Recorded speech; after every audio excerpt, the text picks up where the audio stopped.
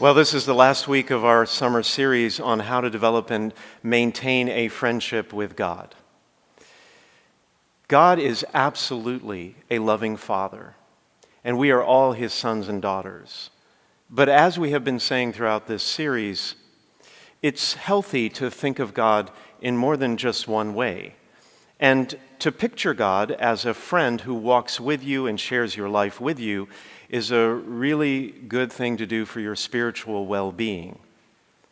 But as we've also been saying, a friendship with God is like any other friendship. It's a lifelong journey, and it takes effort, commitment, and constant attention to the relationship to keep it strong.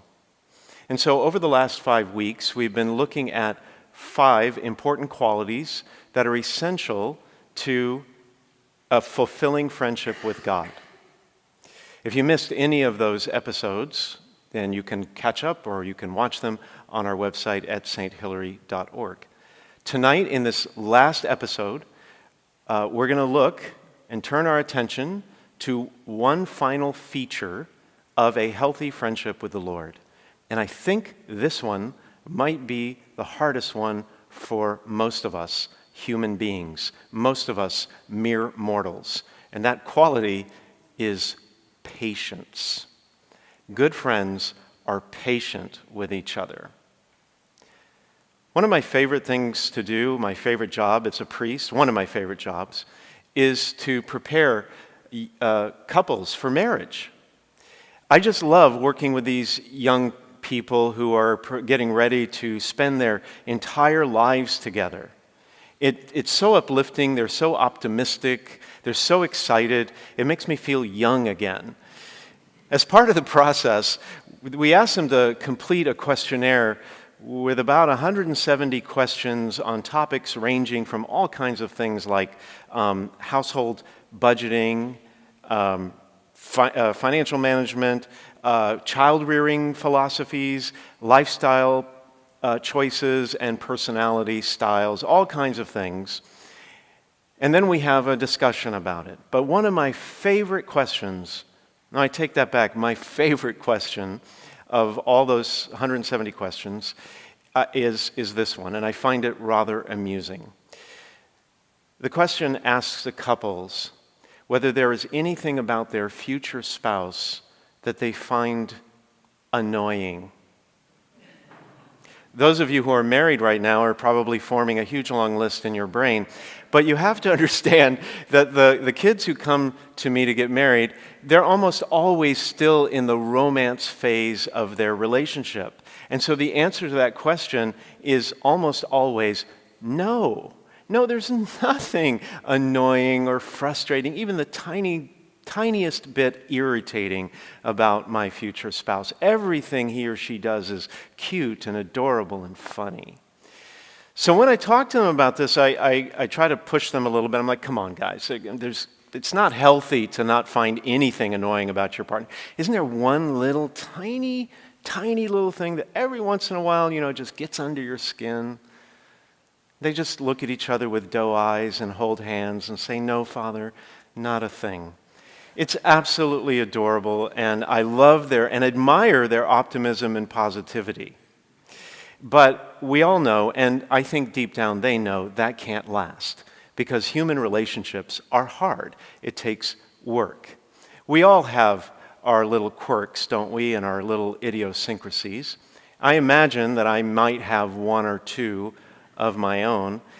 And so in preparing for this homily, I decided to reach out to a small group of people whom I thought were my friends and ask them to, just give me paint a general picture, Do I have anything that ever, is irritating or gets annoying for you?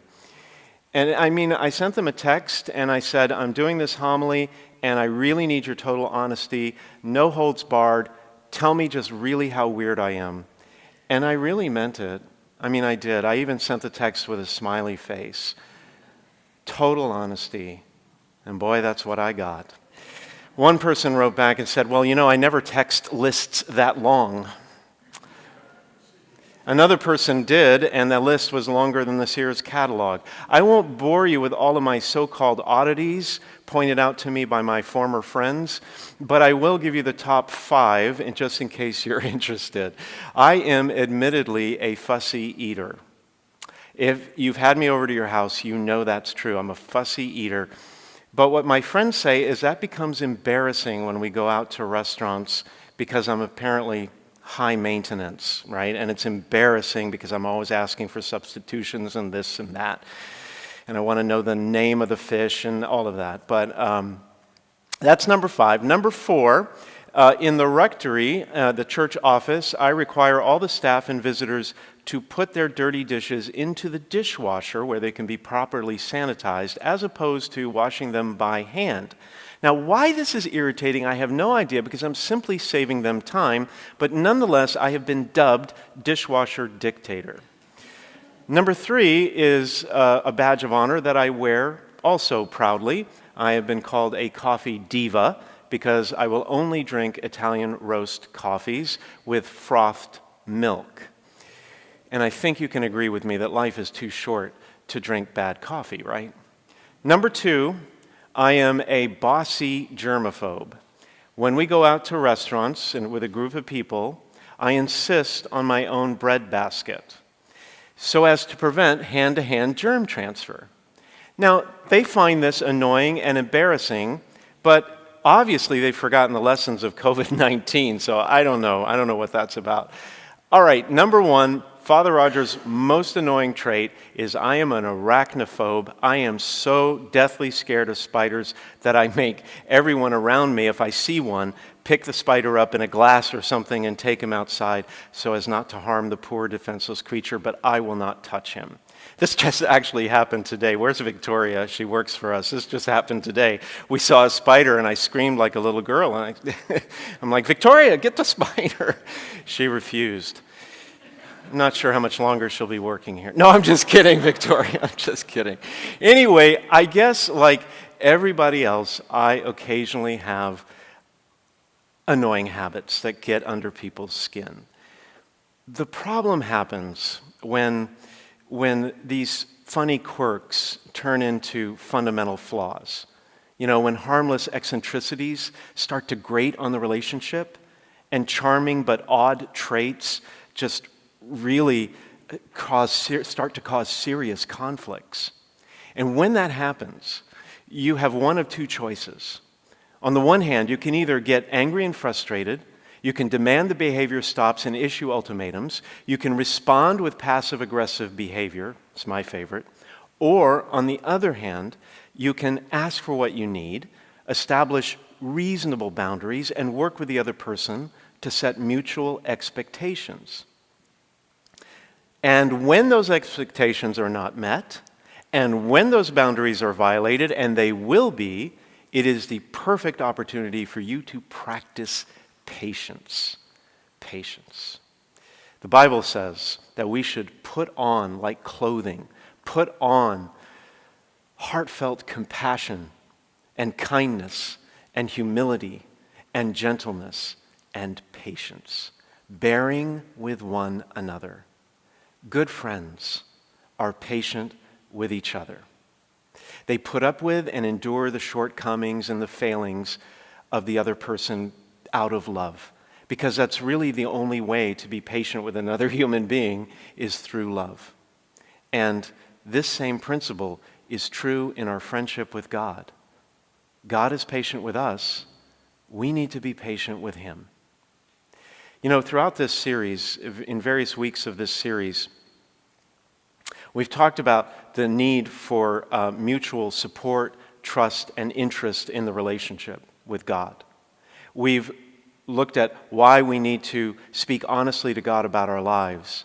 And we've talked about why we need to take an interest in what he thinks is important.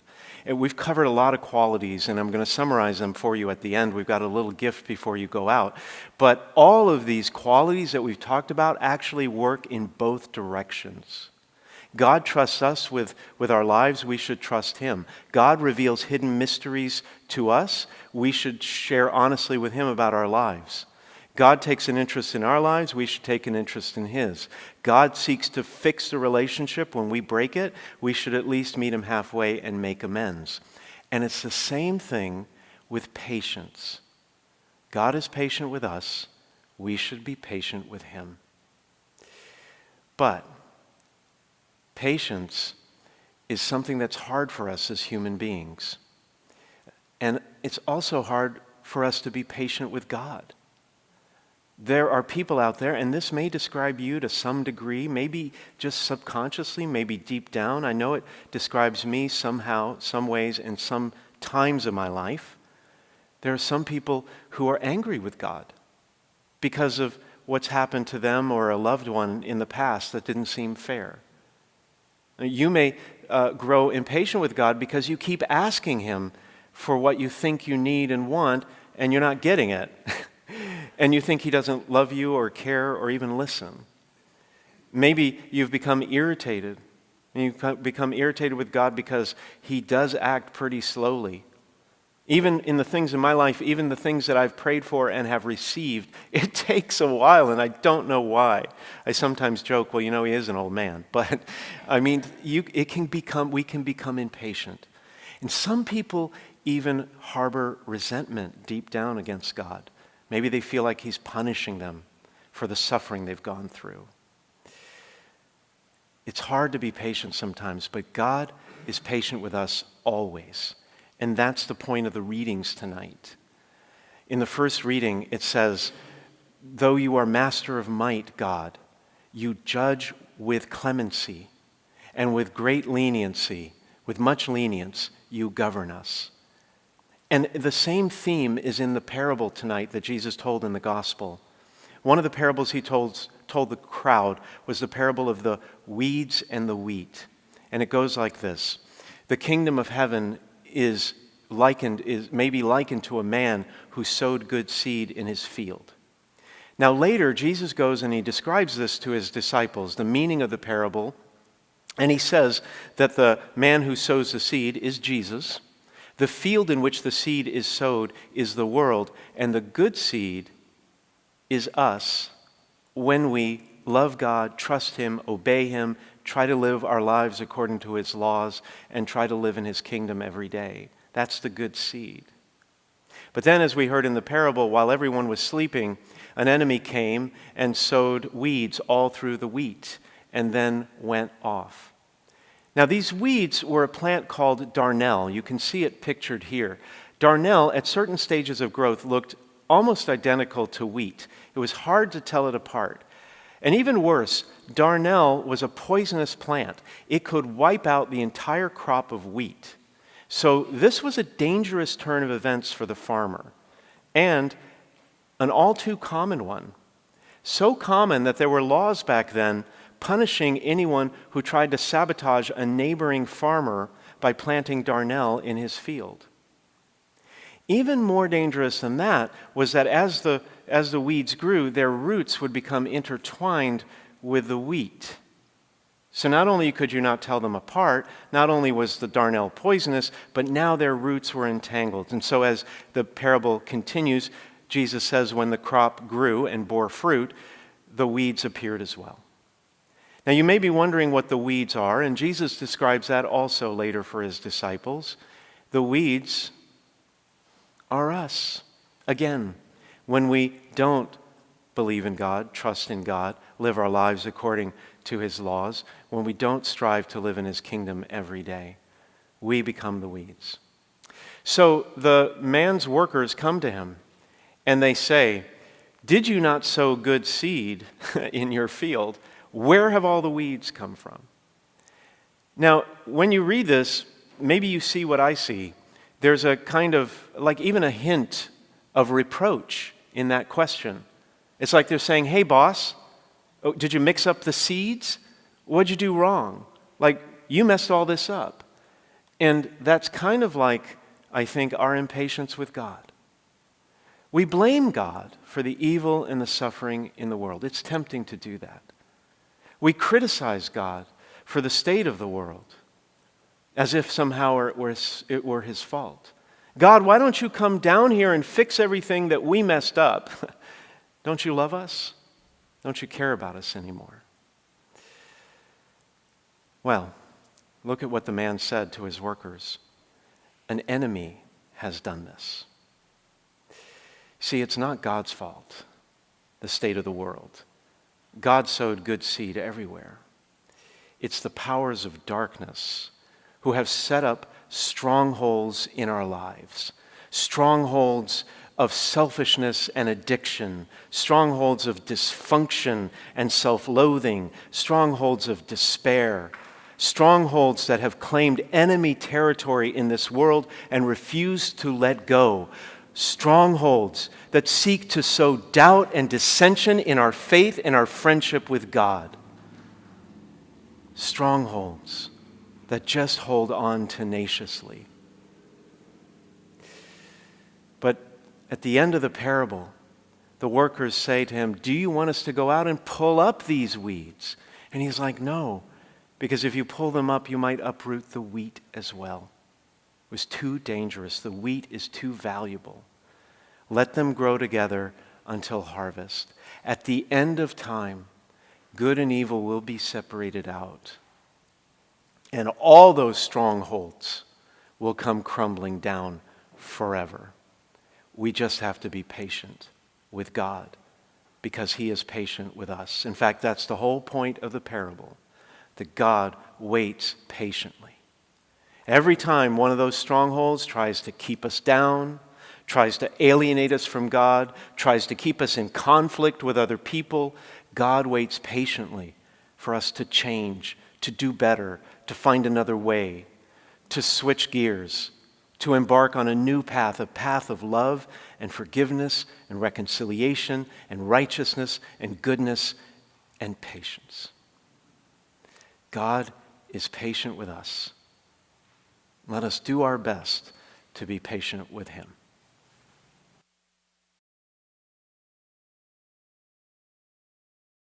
I hope you found this series useful. I pray that it's helped you clarify your relationship with God and grow in his friendship. Thank you for your commitment to the series. As a gift, we have a card for you to pick up on your way out. On the front, it has our series artwork, How to Make Friends with God, and on the back, it has the 6 key qualities that we talked about in the series for developing and maintaining a friendship with God, along with some of the Bible verses that we talked about. You could keep it in your wallet as a reminder of how to grow in your friendship with God. If you've been watching online or at home, you can scan the QR code that you see here, fill out the form, or just click on the link in the chat box and fill out the form, and we'll send you this card free of charge. Well, thanks everybody. We love you very much, and so does God, your friend.